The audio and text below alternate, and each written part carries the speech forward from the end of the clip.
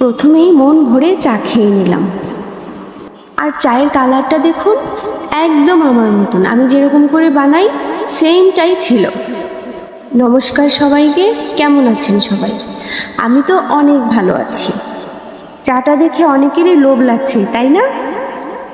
হ্যাঁ, আমারও লেগেছিল যখন শুনেছিলাম যে এখানে চা পাওয়া যায়। আর সেই হোটেলটা ছিল বাংলাদেশি হোটেল। ক্রাবি থেকে থাইল্যান্ড যাওয়ার পর আমার এত ভাত খেতে ইচ্ছা করছিল, ক্রাবিতেও খেয়েছি ভাত, কিন্তু যখন নক্ষত্র বাপ্পির মুখ থেকে শুনলাম যে থাইল্যান্ডে ওনার পরিচিত বাংলাদেশি হোটেল আছে খাওয়ার মতন, মানে আমি তো আর লোভ সামলাতে পারছিলাম না। আমি গিয়েই হোটেলে জাস্ট ব্যাগটা রেখেই, লাগেজগুলো রেখেই আমরা চলে গেলাম ভাত খেতে।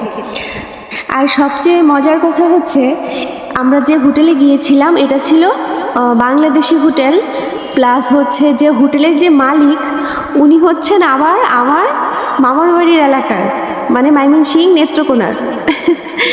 মানে দেশি লোক থাকলে যা হয়। খুবই ভালো লেগেছিল। এমনকি উনি আমার অনেক পরিচিত আছেন যাদেরকে উনি চিনেন।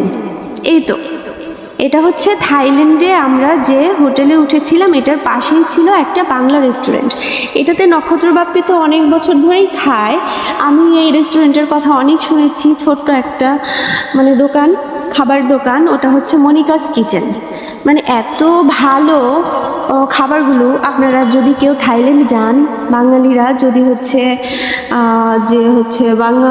বাংলা খাবার খেতে চান, আপনারা অবশ্যই যেতে পারেন। আমি বলবো যে এখানে গেলে আপনারা মানে দেশের খাবার কখনোই মিস করবেন না।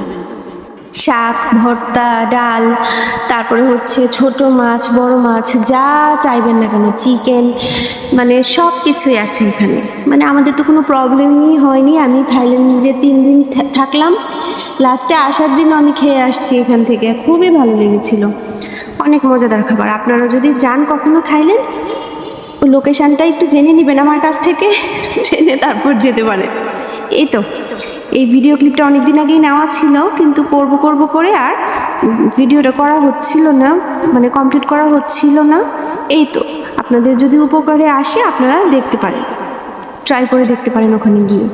এই তো, অনেক ধন্যবাদ সবাইকে এতক্ষণ কষ্ট করে ভিডিওটি দেখার জন্য। আশা করি সবাই আমার পাশেই থাকবেন, আমিও সবার পাশে আছি। সবাই খুব ভালো থাকবেন আর সবাইকে খুব ভালো রাখার চেষ্টা করবেন। আশা করি সবাই ফুল ভিডিওটি দেখে একটি কমেন্ট করে যাবেন।